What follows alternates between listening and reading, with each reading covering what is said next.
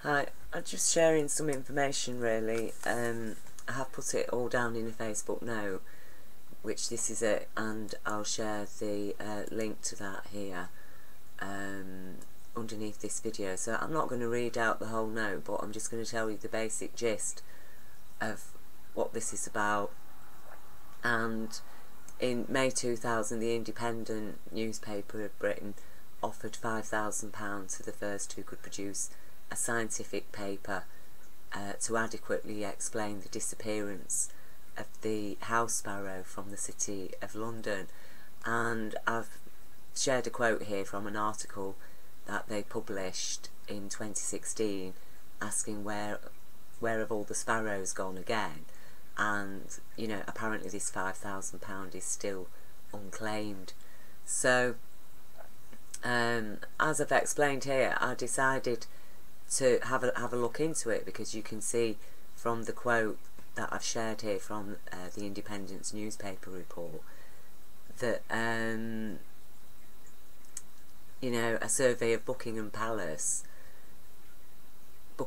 Gardens, where in the 60s up to 20 pairs of sparrows bred, found no sparrows breeding after 1994. In St James Park, where one sparrows could be found by the hundred, a single pair nested in 1998. Last year, 2015, for the first time, no birds bred. And you know, they really have disappeared from London. And it is odd, because in Paris is still full of sparrows. So I decided to look into it, not for the £5,000 reward, but I just wanted to understand why was this happening. And I looked at all kinds of variables, you know, air quality, industry, water, just so many different variables, green spaces, the provision amount of trees, and all these kind of things. And really, I couldn't find much difference between what's going on in Paris and what's going on in London, as far as, you know, human the society is concerned. So I was thinking, well, it's obviously not got anything to do with what we're doing, or has it?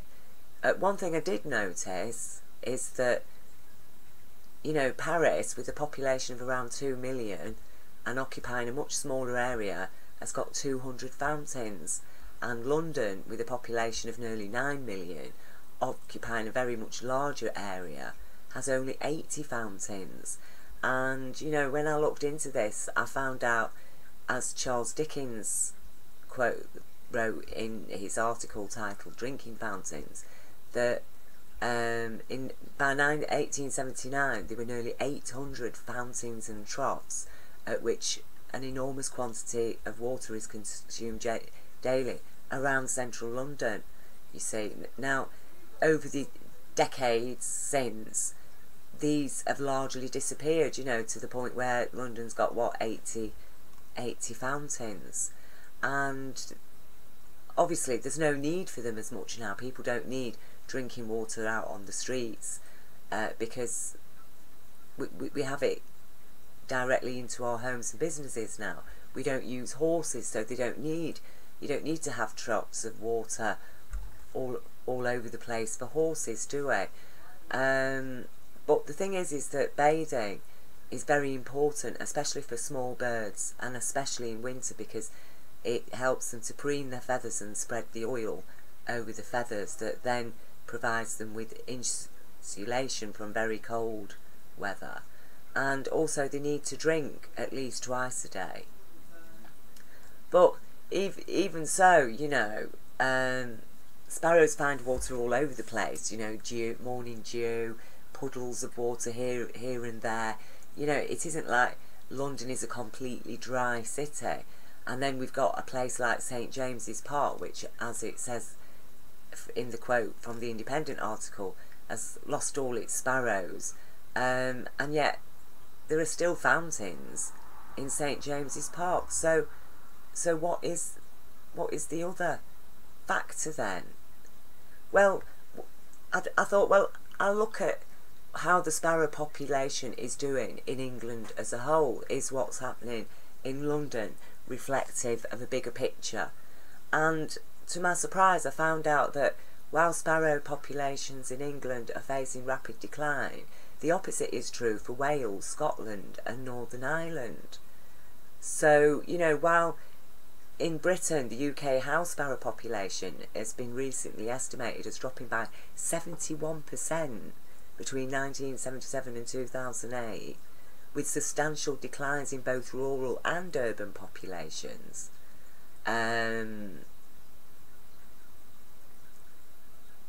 The decline in England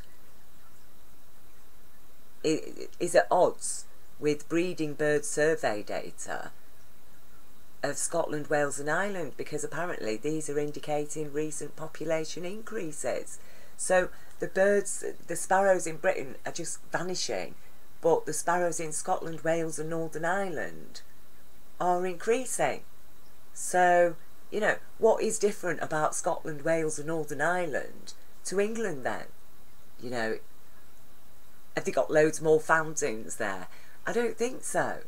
So what is it? What are those areas doing differently to England? Well, it turns out one thing they're doing is they're making active efforts to protect their red squirrel populations.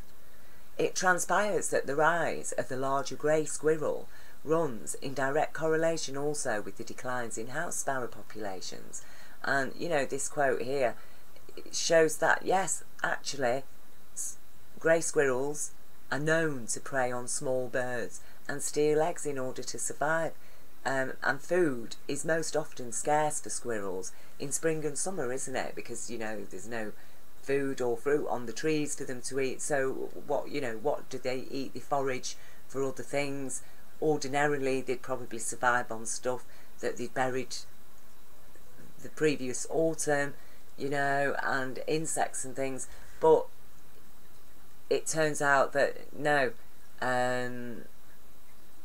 possibly the squirrels are eating the sparrows' eggs. So let's next step then, check the red and grey squirrel populations of France, because France has got an abundance of sparrows apparently. Well, it turns out that the red squirrel population is still relatively intact in France, which is free from grey squirrels. Okay, what about Wales? Oh, Wales is committed to dramatically reducing grey squirrel populations to protect the red, which they say has been driven close to extinction. Northern Ireland, oh, grey squirrel cull. Project awarded $550,000 to protect red squirrels. Scotland, oh, yeah. Protecting red squirrels. They work hard to control grey squirrel numbers and to plant and maintain conifer forests across Scotland that red squirrels prefer. You see. So it would appear that we've identified the main culprit behind the mystery of the missing sparrows. So, you know, it seems London has provided a yearly supermarket of sparrow eggs and fledglings for Mr. and Mrs. Grey to feed themselves and family. And I've shared this BTO research report which looks at the impacts of grey squirrels on woodland birds, and it's quite an interesting study, you know. And well, you know, the link to it is in the notes, so you can click on that and have a read through. But as this paper explains, both reds and greys are known to raid nests, okay? But being smaller, the red squirrel has less of an appetite, and also it appears they're only inclined to raid nests in times of severe food shortages. So it would seem from the evidence that grey squirrels actually have a preference for chicks and eggs, you know. And how easy is it for a squirrel just to run into wherever there's bushes, trees, wherever a sparrow's laid its nest, laid its eggs, and, you know, just scare off the sparrow. The sparrow's completely defenceless. Just raid the eggs. It's really simple. I mean, they'd find it harder taking eggs off birds like crows and magpies, because they can be quite ferocious in defending their nests, and they are quite big birds, you know. So obviously the squirrels have been picking on the smallest, most defenceless little birds, and you can imagine what damage they've been doing, you know, in just a short period of time as the populations have increased. So it would seem that yeah, you know, look at the size of this red squirrel compared to the size of the grey. You know, they're a lot bigger creatures, they need a lot more to eat. So it seems that, yeah, alright, while red squirrels are known to raid nests sometimes, there was obviously some balance that Britain's nature, Britain's wildlife had managed to coexist within, you know. So there was still a balance between squirrels, red squirrels, and the sparrows. The red squirrels had never decimated sparrow populations, but it seems the grey squirrels, much larger and perhaps more carnivorous, with more of an appetite for eggs and fledglings, that, you know, they are decimating Britain's small bird populations. And I think it is quite a serious issue. Now, I've said here, you know, I don't agree with culling. I don't know how they do it. My concern is that they do it through poisoning, and that puts other wildlife at risk. You know, I've suggested finding a way to capture males and, you know, give them the snip, as it were. And I think that would be the most effective way of, like, reducing the population. Or, you know, if they are going to cull, then please do it humanely, you know, and not through poisons and things like this. Because at the end of the day, it isn't the fault of the grey squirrel that they've flourished here.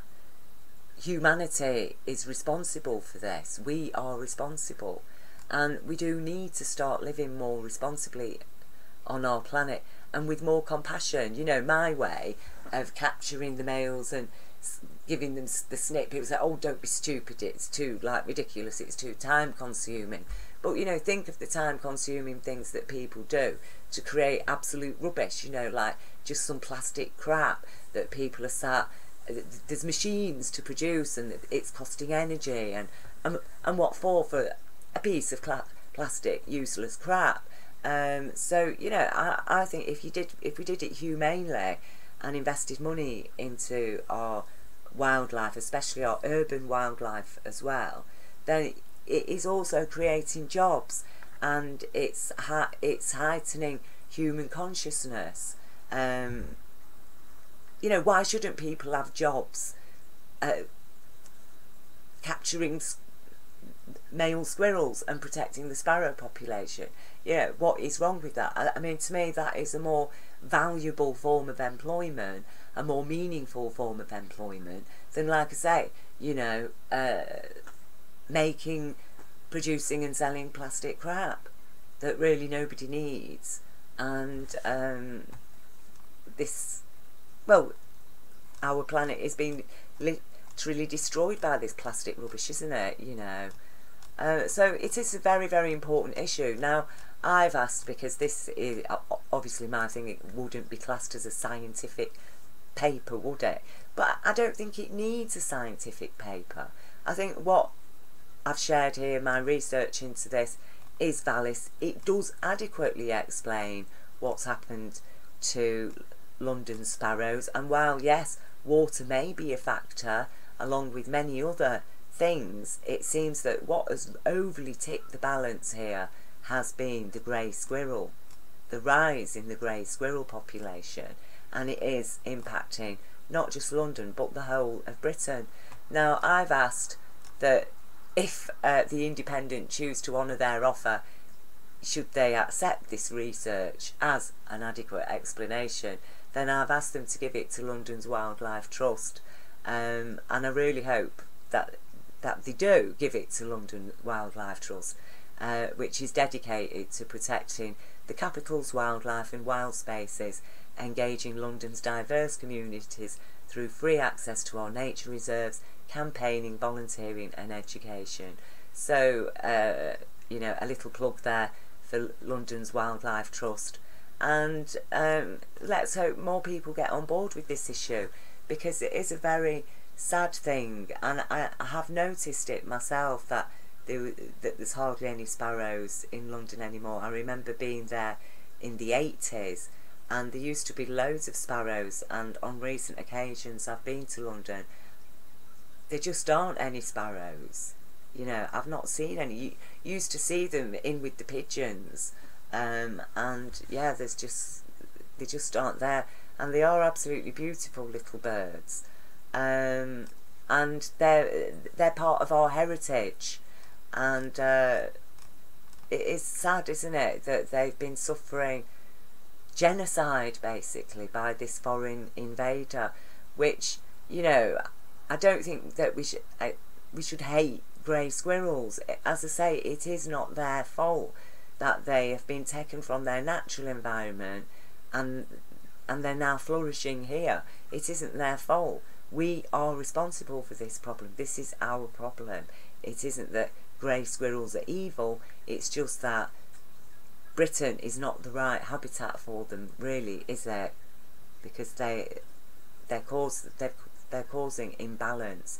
And, you know, we have to accept that it isn't just sparrows, is it? It's all kinds of birds that are going. All small birds. So, thank you for taking the time to listen anyway.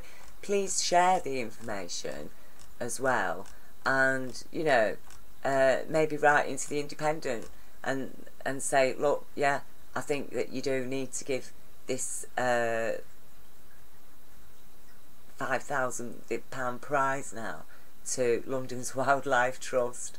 So thank you for taking time to listen.